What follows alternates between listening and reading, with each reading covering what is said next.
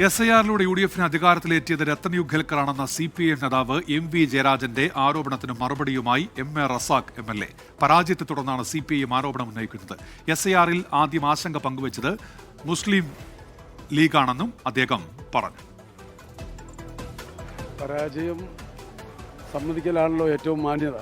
പരാജയത്തിൽ നിന്ന് രക്ഷപ്പെടാൻ, ജനശ്രദ്ധ തിരിച്ചുവിടാൻ, ജാള്യത മറച്ചു വെക്കാൻ വേണ്ടിയുള്ള ഒരു പ്രസ്താവനയായി മാത്രമേ ഇത് കാണാൻ കഴിയുള്ളൂ.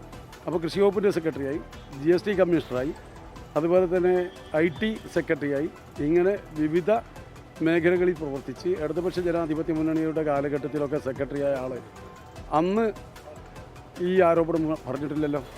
ഇപ്പോൾ പരാജയപ്പെട്ടപ്പോൾ ഈ പേര് പറഞ്ഞ് ഈ ജനങ്ങളുടെ ശ്രദ്ധ തിരിച്ചുവിടാൻ വേണ്ടിയുള്ള ആസൂത്രിതമായ ശ്രമം.